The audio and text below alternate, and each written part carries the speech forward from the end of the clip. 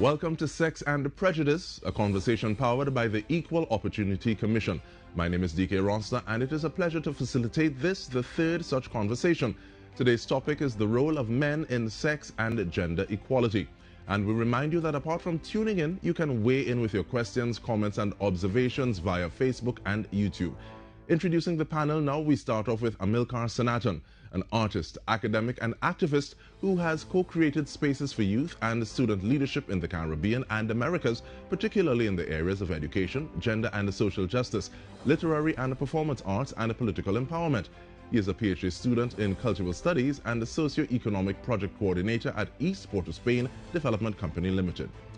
Also with us in studio is Omar Mohammed, a director of CAISO, Sex and Gender Justice, and the CEO of the Cropper Foundation, a leading Caribbean technical non-profit advancing sustainability in the region. Mr. Mohammed worked closely on the development of the LGBTIQ+ workplace model policy development. Now joining us via Zoom, we have Dr. Safia Mohammed, medical doctor, trainer, facilitator, CEO of CISU Global Wellness, certified John Maxwell leadership coach, change management consultant, currently pursuing lifestyle medicine at Harvard University. And rounding out the panel, we have descendants of royalty also joining us via Zoom, Kirk Anthony Quevedo, aka Attila the Hun's grandson, former president of John S. Donaldson's Student Guild, former writer, contributor to a magazine addressing men's issues including mentality, co-founder of online group Brothers Against Violence Against Women, Bravo, advocate for social justice, sword and shield for protecting human dignity, working on his LLM and LPC to better do so. So we welcome you all to this conversation, and what I want to do is have a short round robin, getting a view from everyone, and I'll start with you, please, Amilcar, looking at the role of men in sex and gender equality. Yes, DK, it's a pleasure to be here, and every morning we wake up as men, we have to ask what is our contribution to equality. So today I would like to discuss with my peers how we could think about technically, what are some of the things we want to achieve, then look around the world and see how attitudes are changing, because men have been taking up a greater role in the struggle for equality between the sexes, and more importantly, what are men's responsibilities. It's not about good men and bad men. We are all human beings. We do some things that are helpful to us and some things that are harmful to others and ourselves, and I would like to have a conversation on that.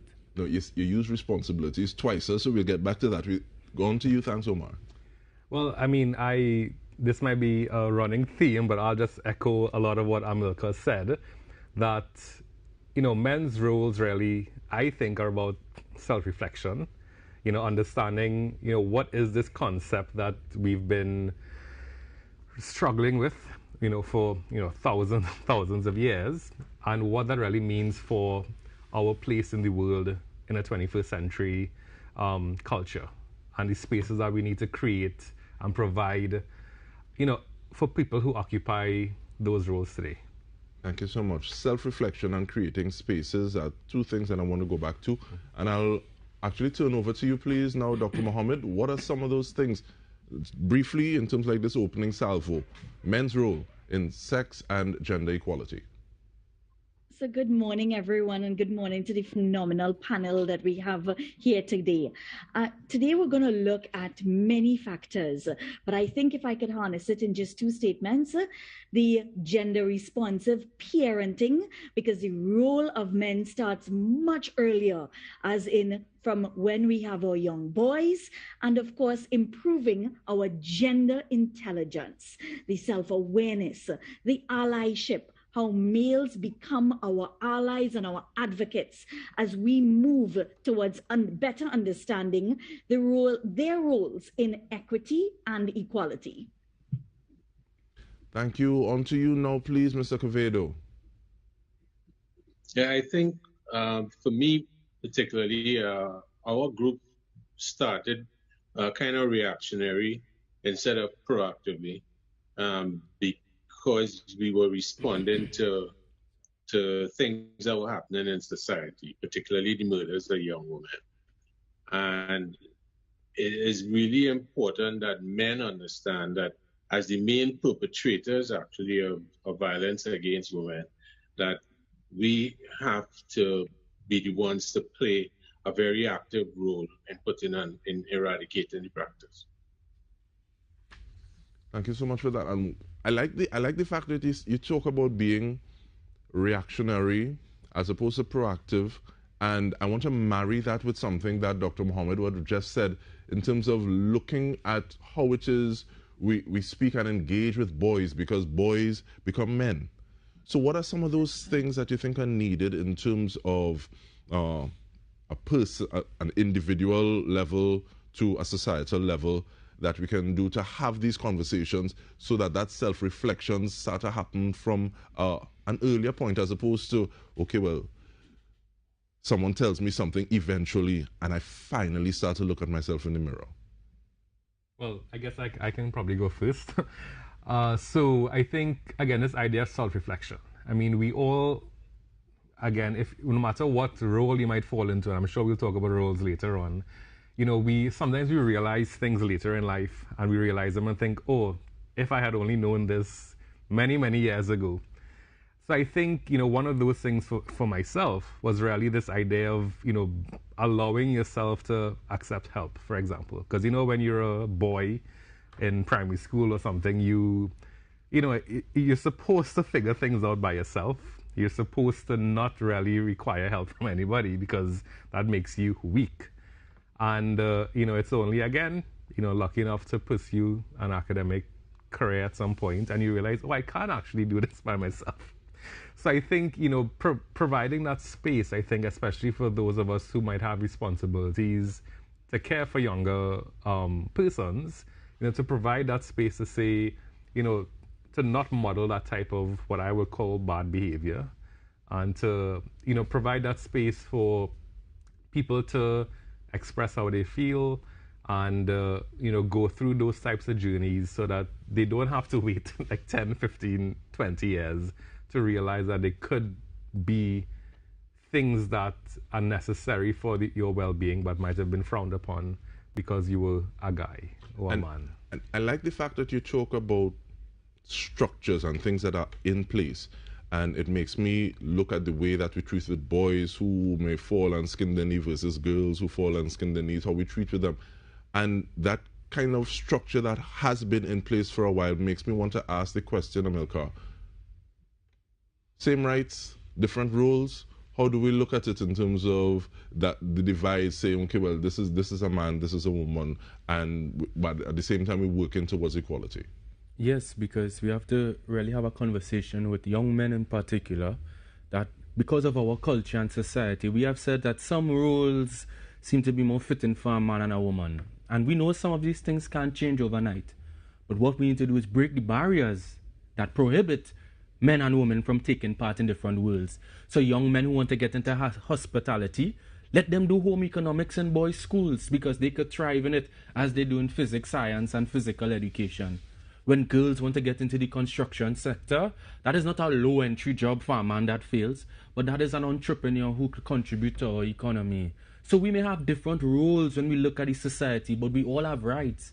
And we need to create a society that enables all of us to participate equally. And just to connect that point to what my comrade here, Omar, was saying, we need to have that intergenerational dialogue. Because sometimes it's really hard to be a fella, to be a normal guy, you know, that lame.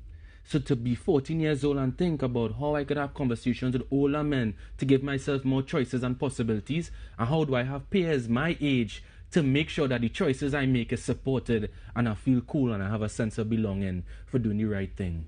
And I think that intergenerational conversation that you're talking about is one that is very important towards breaking gender stereotypes, and especially doing so among children. What's your thoughts on that, Dr. Muhammad? So first of all, I just want to again compliment both of our comrades here. Hearing these statements out of our male allies it offers a lot of hope.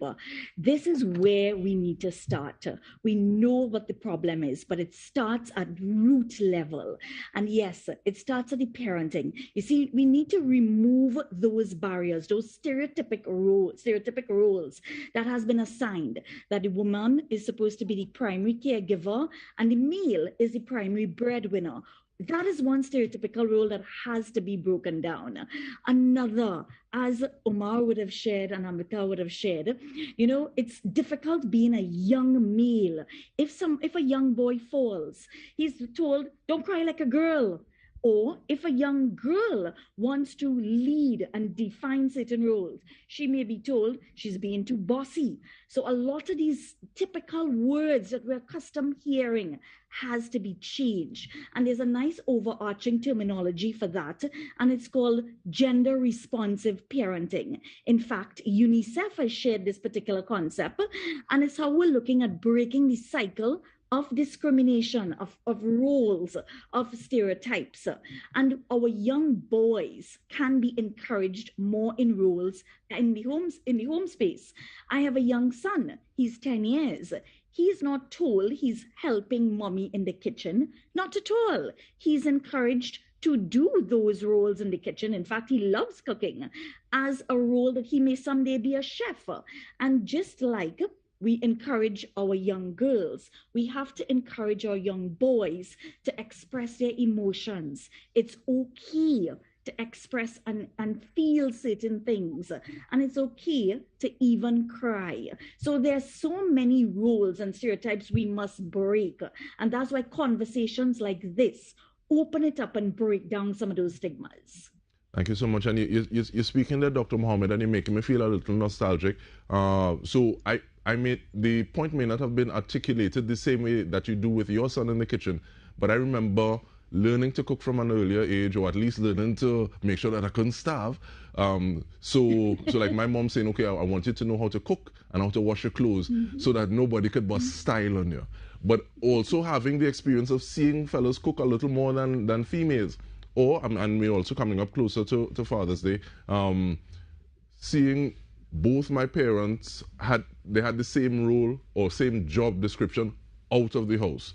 My father's take was that we're doing the same thing 8 to 4 or whatever time outside of the house. Why does it change so dramatically when we're in the house? So in terms of like doing a lot of housework and stuff, that is one of the things that I take from him. But let me bring you in, please, Mr. Quevedo. How does Bravo deal with some of these things that we're looking at in terms of their role, the role of men, the way that we can help make that space a little safer for women? Because we've been speaking about breaking barriers as well as creating space. How does Bravo fit into that equation? Well, as I said, we started off reactionary. We don't have any scholarship in the field, but we have started educating ourselves. In fact, Dr. Mohammed was one of I was a participant in one of her programs through UEIDGS, and so we continue to educate ourselves while supporting women. And women activists who labor in this field from the beginning. But I'd like to touch back on two things that was said earlier. One is about language, and the other is about education. Boys and men learn a certain adversarial language, a language of conquest on the streets that is part of our culture now. So the whole notions of hit it and jam it and ram it and beat it out, and that is a language of violence. And we learn that from very young. And educating men is as difficult as having a normal conversation, because trying to convince other brothers that there is a problem that we're fighting against is sometimes an uphill battle. Most men don't even recognize that there is a problem and that we are part of the problem. At Bravo, one of the things that we would like to do is to start educating men on the whole culture of misogyny, including our prevalent rape culture in Trinidad. And I want us to take a pause there, please, Kirk. And when we come back, we're going straight back to that pause because I don't want to try to squeeze that that thought into the waning seconds that we have for this segment. We return with more. We are speaking about Sex and Prejudice. Stay with us. We come back after this.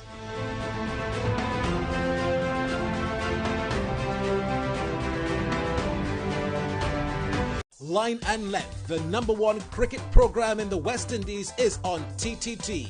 Line and Length brings you up-to-date interviews, analysis, and highlights on the game in the region and internationally. Plus, there's an added bonus to receive a gift of gear each month with our grassroots program. Go to lineandlength.net to learn more. Line and Length in association with Massey United Insurance on TTT. और किसका इंतजार किसका कर रही हो तुम? उसने जिसे तुम्हें चीट किया उसके किसका वेट कर रही हो तुम? हस्तियों का वेट कर रही हो ना तुम? तुम्हें क्या लगता है जिसकी चिता को तुम्हें छूने नहीं दिया, तुम्हें लगता है कि उसकी हस्तियों को तुम्हें छूने देंगे? Please respect yourself.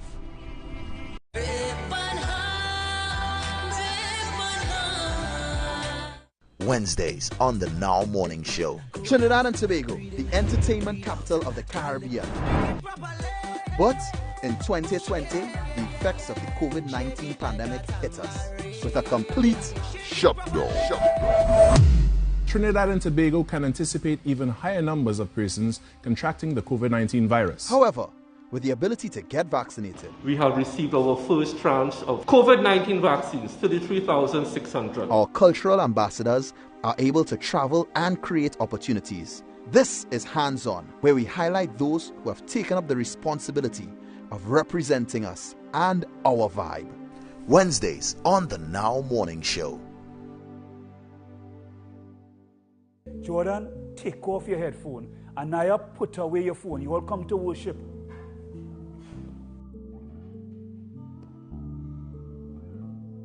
Anaya, come off your phone. And those stoops at me. Wait, Carol. just now. Your father and I decided last night, okay, it's a long time we didn't have worship. But seeing that all that is going on in the world today, it's a good thing to start back worship in the home, okay? We're trying to rebuild the family altar.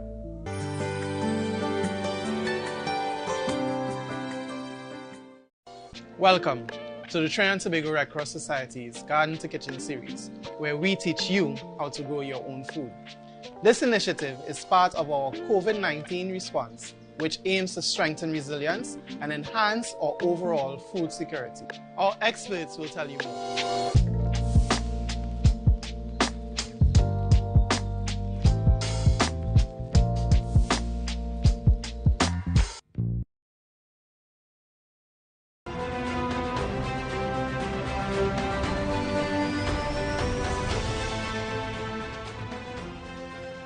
Welcome back. We are discussing the roles of men in sex and gender equality. We're doing so with Mr. Amilcar Sanatan, Dr. Sophia Mohammed, Mr. Kirk Quevedo, and Mr. Omar Mohammed. This is Sex and Prejudice, powered by the Equal Opportunity Commission. And you were speaking about educating yourself as you go forward. It reminds me of Maya Angelou. Do the best you can. When you know better, do better, as well as looking at the role of language in this entire thing, because we haven't even started to talk about protectors versus partners and allies. But yes, I stopped you on your point, Mr. Quevedo. Continue, thank you. It's just that we're in a society that where we refuse on some level to accept or appreciate that we have a rape culture. We have a social structure that kind of supports the notion that men are entitled to sex, and we're not, and we are kind of afraid to call it out, but we have to call it out. We have to say that Trinidad has a rape culture, and that we have to do something about it. And there are lots of things that we could do as individuals, as groups, as even on our governmental level, that we need to just continue doing. All right, thank you so much for that. And we have a question coming in, and we encourage you to continue with your questions and comments. And I think I want to start this off with you, please, Dr. Mohammed. And I think there's a really important word inside of it. Does the movement for equality need active support from men? If so, why? So absolutely yes. The role of equality. And first of all, I just want to put a little spanner in there. There are two words that we often may use interchangeably: equality and equity. And what we're really trying to achieve is equity. Now, equality, if I had a little graphic, I could have explained a little bit better to you, is saying giving everyone the same pair of shoe and expecting it to fit. But we know that's not the case. Equity is giving the person the shoe that fits. And there's a fantastic graphic where you have different persons and they want to watch a game, but there's a barrier.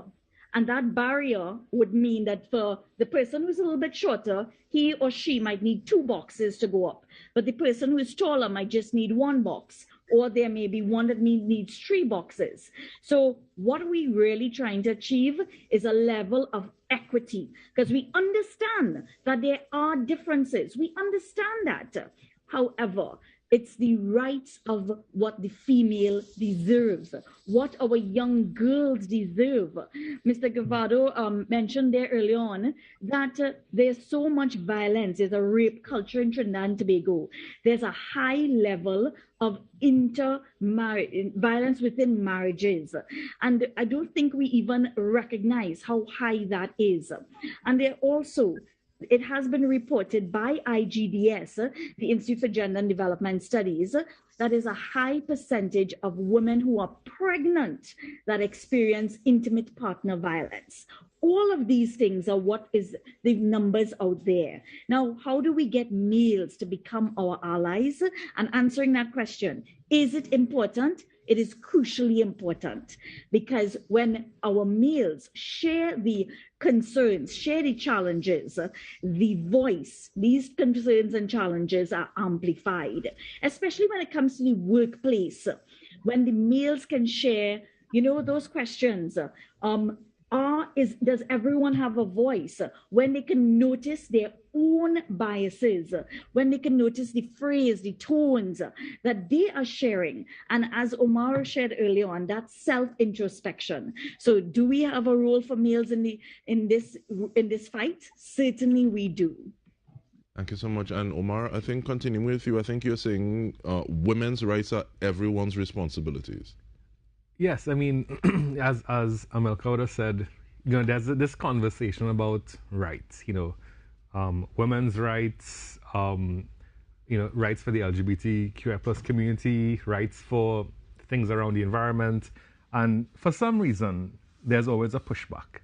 People always say, oh, well, what about our rights? But the good thing about human rights is that once you expand human rights, everybody's rights get expanded. You don't ever take away rights from anyone.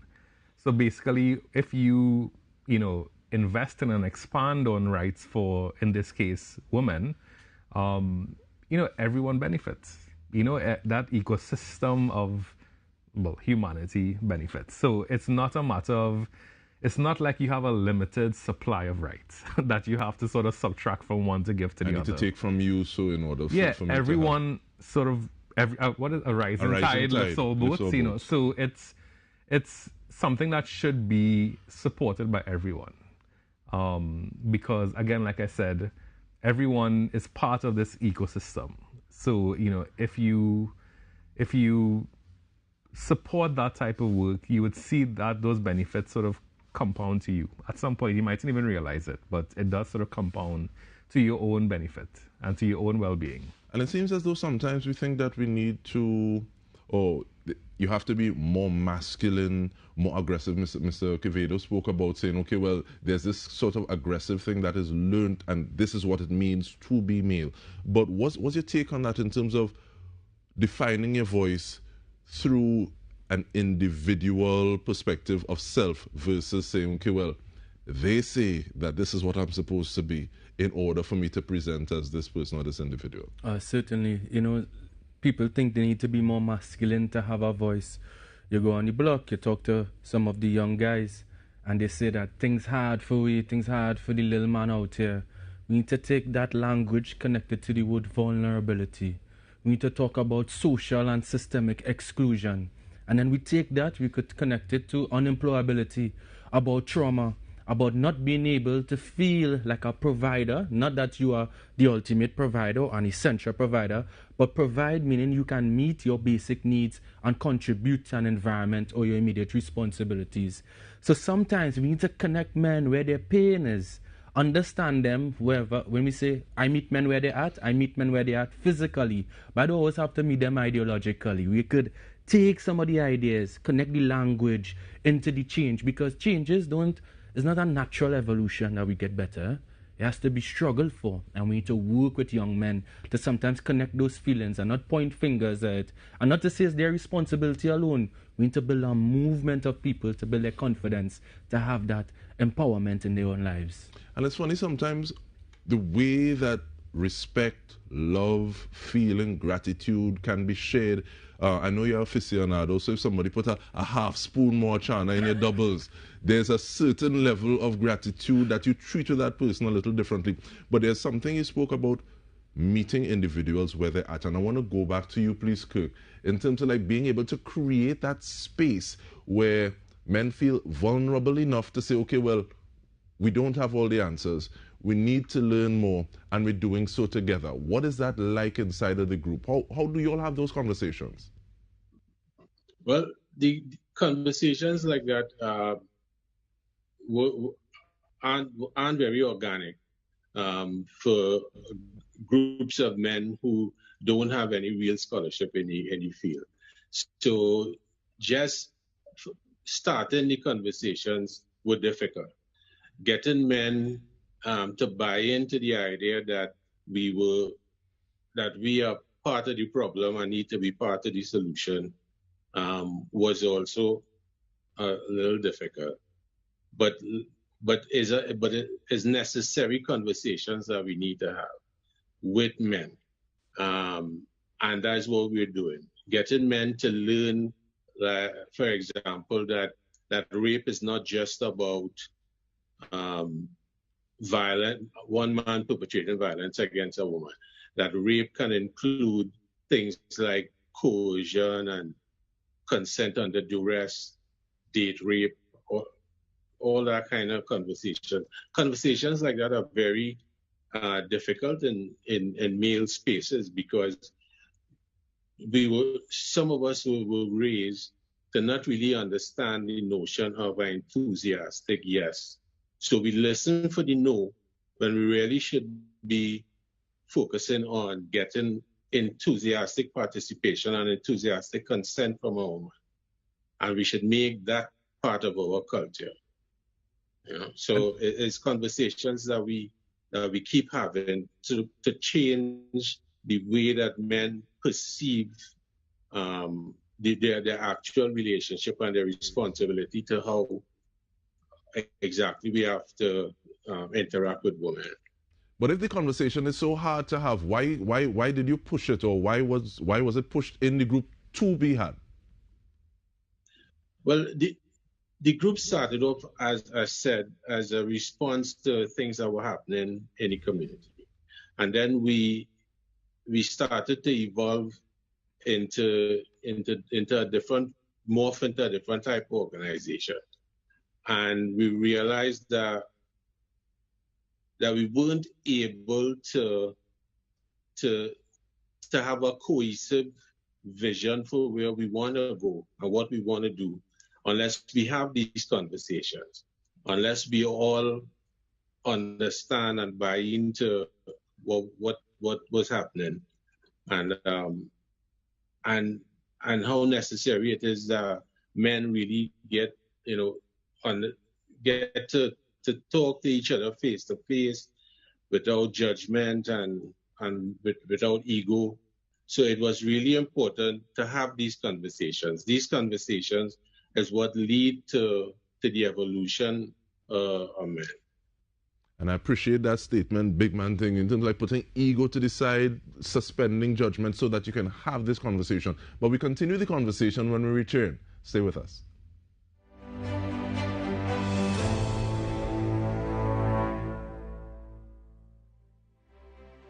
We carried the hat very much. We had some hands. So we went one day, Roy and myself and his father, who was a musician, a band leader, and he said, come on, try to play. So we tried to play Blue Dandy Waltz. So you know what is pam pam pam pam pam. I got it pam pam. Whichever note you start on, I get like it. Pam pam pam. I got the second one. And not for hell I could get the third note. I went all around the pan. I know the note was in the pan, but you know, I just couldn't hear it. So I gave up. I said, no, I'm finished with this. And I lost all interest in it. I said, I'll be no good at it. But that day, passing my leaders, we didn't intend to go in. So that happened just by accident.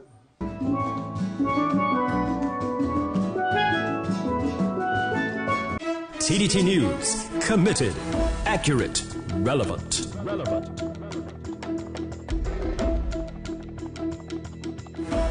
In this episode, watch that, the first major event in 2 years. It's a special tribute to blacks in the borough of Point Fortin, the south side. We down in it, we deep in it. It's called Reflections. After 2 years, you know, it feels good to know that we can come out. There's some semblance of, you know. I see in Point Fortin representing to the fullest, jersey off, all of the nice auntie, you know, jersey off, the wet shoes off, and it's bacchanal. And I'm very happy to see this, man. Whoever is listening, make sure, if you miss Point Fortin Borough Day this year, make sure you're here next year, because as he said, first, but next year, we're going to do it even bigger and better.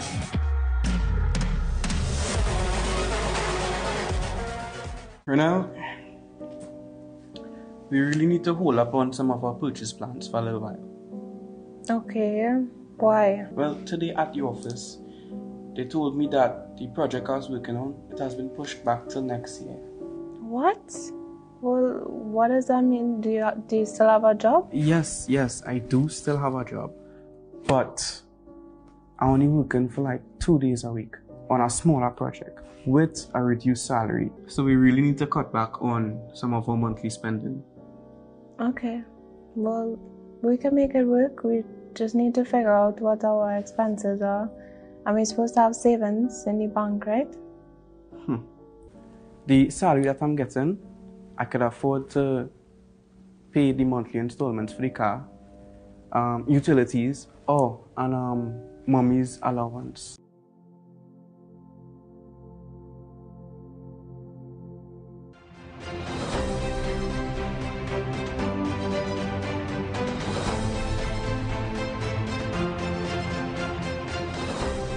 Welcome back. We are looking at the role of men in sex and gender equality, or should we say equity, Dr. Mohammed?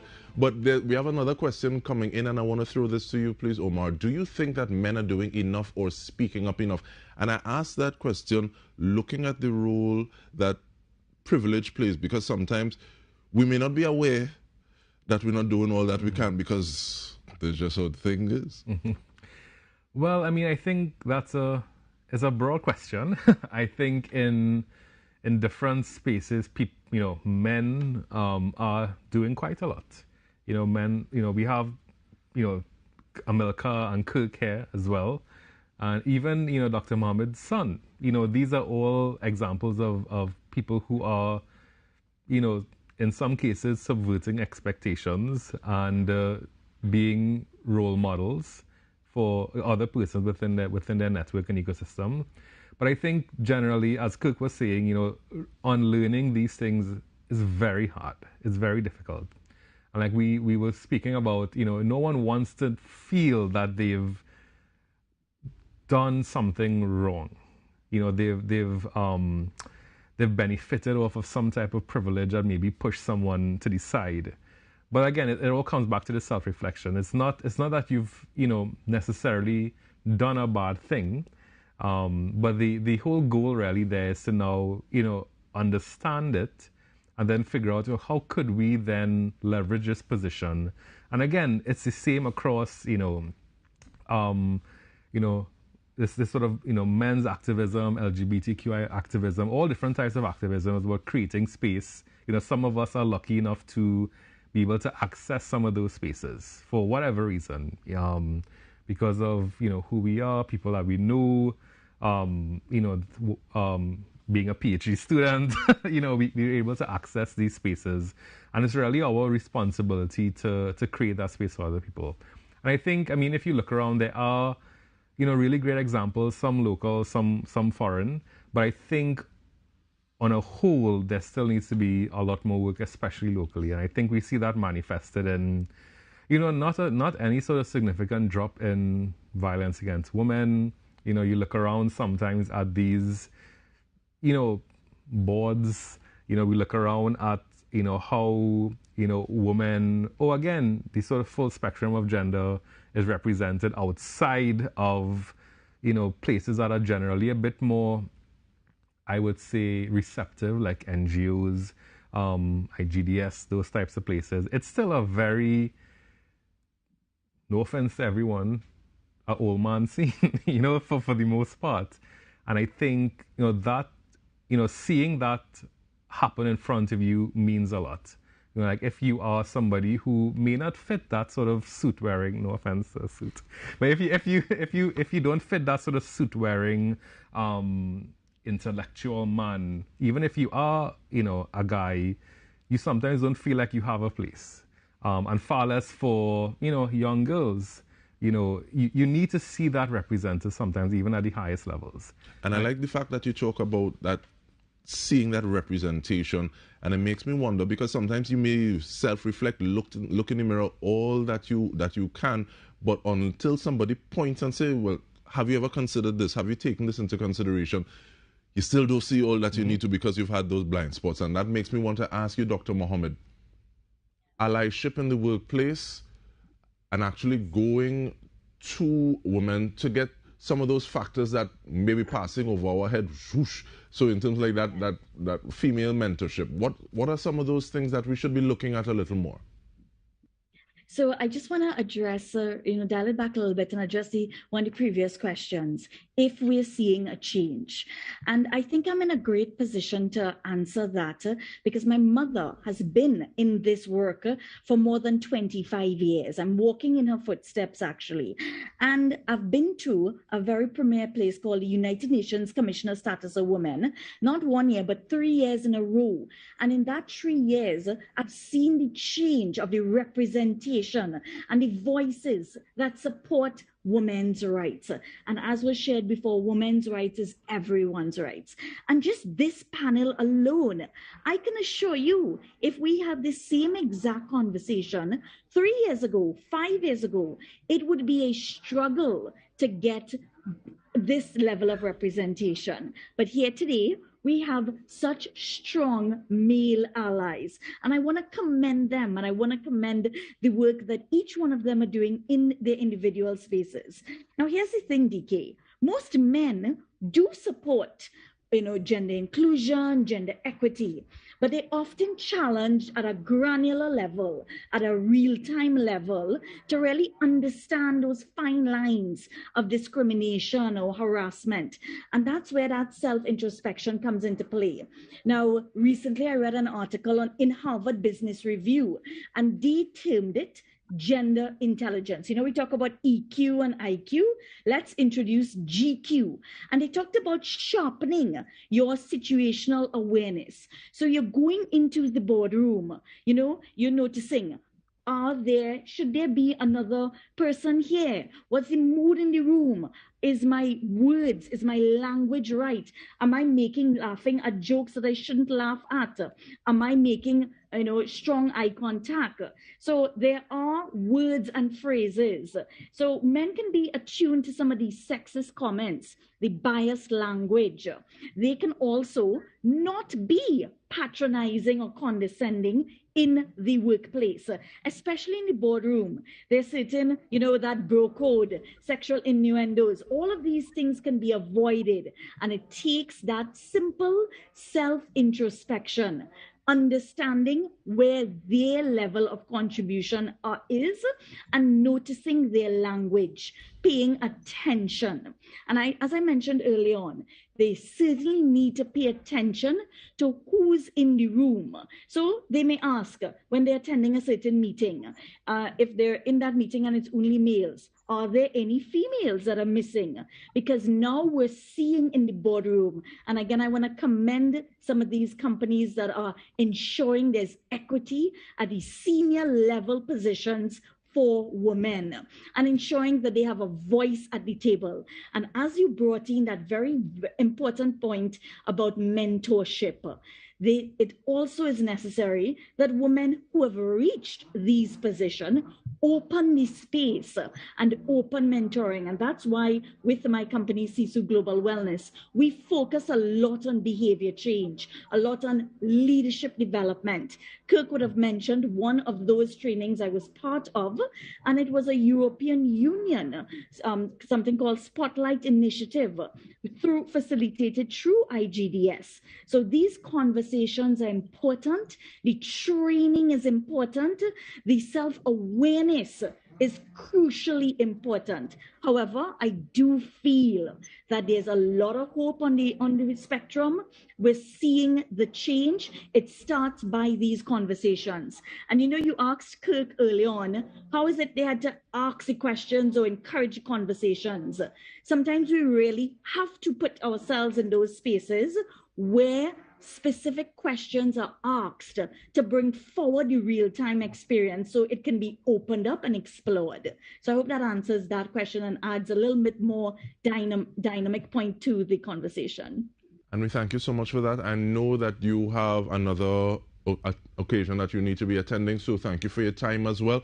And you spoke about having conversations and there being an evolution of such, but at the same time, policy. Where do we look? There's a question that came in, are there enough social programs in place to teach young men and women about sex and gender equality? And I throw that to you, please, Amilcar. Unfortunately, I would say that no. But yes, I don't want to do a disservice to the work that has gone on. First Citizens Bank runs the Young Men's Development Program. You have KAISO that would do work on gender equality in the workplace as well, and thinking about how men are also agents for that. The Institute for Gender and Development Studies, the Caribbean Male Action Network. So I just wanted to acknowledge some of the players in the landscape. However, when we do programs, what we see is a quicker uptake by women to some of these programs. And then the planners will say, well, where are the men? Rather than thinking about the concept of male disengagement and understand why is it men don't think that this is something that they should go after, why they don't see the benefit in it. And what we do on the opposite side is when we don't get men involved in our social programs, what we start to do is, can men grow on trees? You have a male restoration project. You put pictures of men, a man hugging a baby, a man reading a book. If male illiteracy is a problem, let's put men reading books. So what we have is a repudiation of female authority. Sometimes when women do it, men have some hesitation about it. We need to challenge that bias, as Dr. Mohammed was speaking about. But from planning, we need to think very seriously about gender relations. And I'll just propose one here. When we think about the fair share of work in the household, we need to ensure we guarantee the rights in maternity leave. We can't let that go. But we need to acknowledge paid paternity leave as well, as a way that both men and women could contribute in a nuclear family, single parent or co-parenting, that they contribute to the household as well. We have attitude shifting across the world. 60% of young men between 18 to 24 are much more open in the global south to contributing to fair share in their work. So we have attitudes from one generation who are making the decisions, and new young lions and lionesses coming up thinking about something different, fair share and the work in the household, which reduces some of the violence contestations for who cook food and who cook food and what kind of woman is or what kind of man I have to be. Those are the conversations we liberate, and we have better contributions in relationships, better contributions in the economy, and a better society in terms of values and vibrations. And I guess that also goes back to the point of having intergenerational conversations, because sometimes it feels as though, well, let us wait for this generation, their contract to finish, or for them to die out, so that the new ideas can take precedence. But that is something that we discuss when we return from this break. Once again, we are discussing the conversation, Sex and Prejudice, we're looking at the role of men in sex and gender equality, equity. Once again, we thank you, Dr. Safia Mohammed, for your time with us. I think you won't be on this last section, but thank you once more. Stay with us. We'll return with more.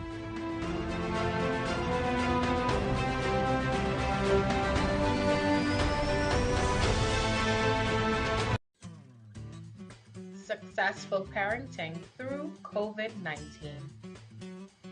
Being at home with your child for a long time can feel stressful, especially when they misbehave. Children can also feel stressed as their routines have changed. Manage negative behavior through creating schedules, planning indoor activities and outdoor activities, giving responsibilities, and rewarding good behavior. All children can be mischievous. You can discipline without yelling or physically harming by giving timeouts, taking away privileges, and even giving chores. If you need to, take a break. Listen to your children's feelings and be supportive. Avoid alcohol, tobacco, and risky sexual behavior. This message is brought to you by these partners. The Division of Education, Innovation and Energy's e-learning program for primary and secondary school students resumes. Tune in daily to stay on top of your studies. Lectures designed to guide you so that you keep up with your subjects. Also, for supplemental lessons and worksheets, visit our interactive website at www.thadeie.gov.tt.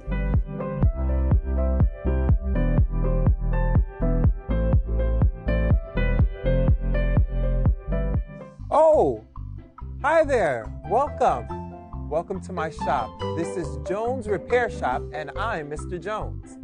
In my shop, there's nothing that cannot be fixed. The number one thing that I like to fix are hearts. Can you think about somebody who has heart in your life? Wow, your parents. They have an inner strength, right? So, has heart, everyone, means to have an inner strength.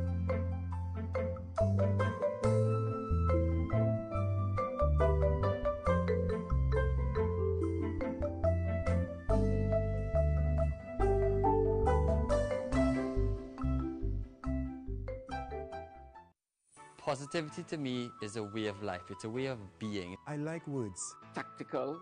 If I had so much this place outside of the community. So we know one of my young leader. Music is the healing. Find a new skill to do something. You want this to be 25% of your meal. You can go to Olympics too. Tokyo 2020 became the goal. And we're going to talk about achieving. And that was my dream, to get 9 ones. Out of the word achieve, you're left with ICE. Now everybody could achieve and have.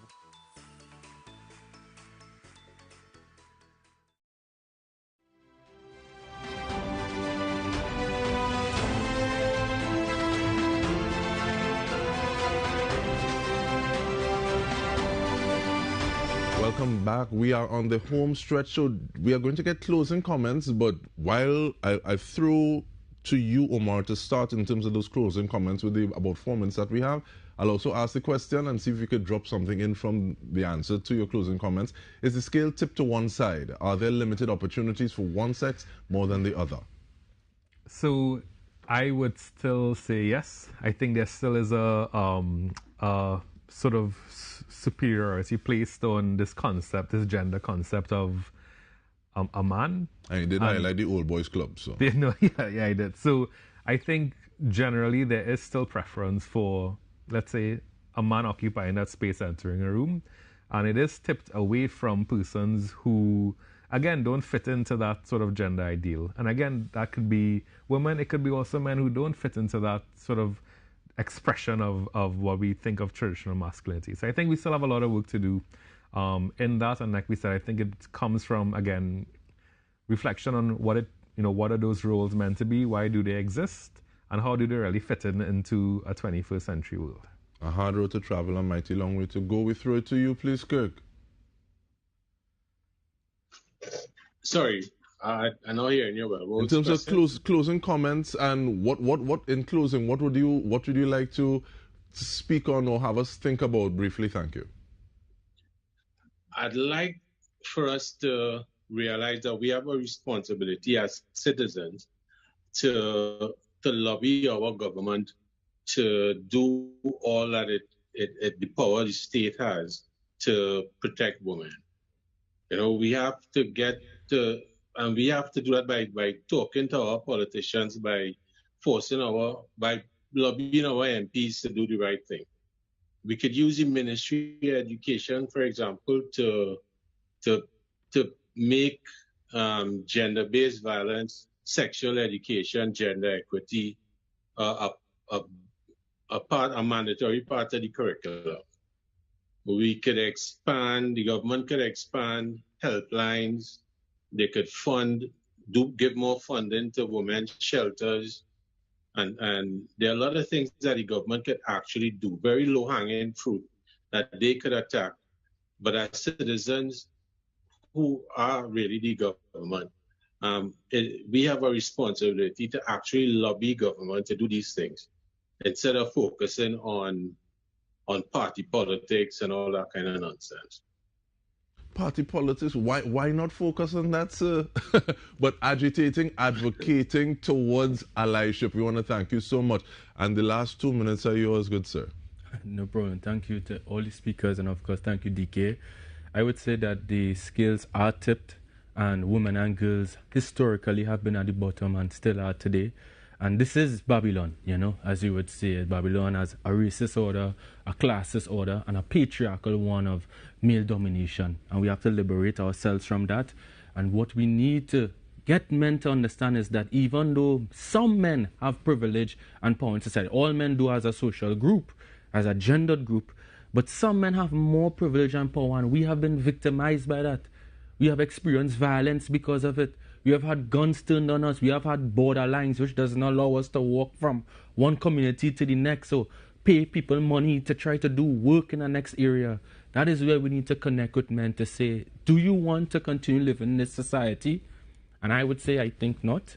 And we have the capacity to do the work and build the change and connect with men to have a very different social reality for themselves and also for women, and to ensure the rights of all. And it's very interesting the way that the individual many times is forced to make a choice. Yes, I've been treated this way. This is what I've seen. But do I choose to perpetuate that, or do I choose to break with that and try to, as we say, create space? Because you've been saying creating space, breaking barriers. These are common themes that have been going through this conversation. But I want to thank you very much, Omar Mohammed, Amilcar Sanatan, Kirk Quevedo, and Dr. Safia Mohammed, for being part of this thought-provoking discussion that hopefully leads to action, because there's a question, how does one eat an elephant? And it's one bite at a time. So thank you for being part of this step as we move it forward. And we also thank the Equal Opportunity Commission for powering this conversation, Sex and Prejudice. I'm DK Roster. Thank you for joining us. Till the next one.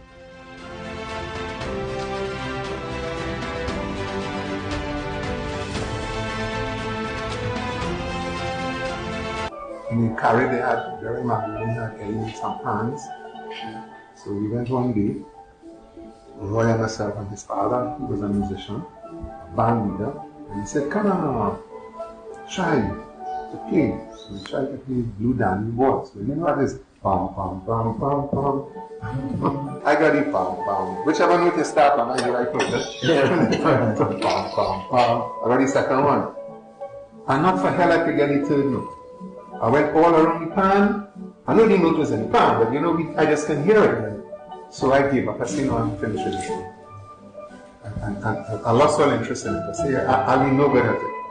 But that day, passing Nigerians, we didn't intend to go in. So that happened just by accident.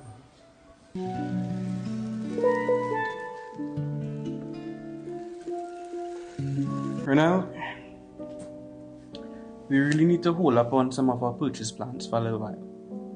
Okay, why? Well, today at the office, they told me that the project I was working on, it has been pushed back till next year. What?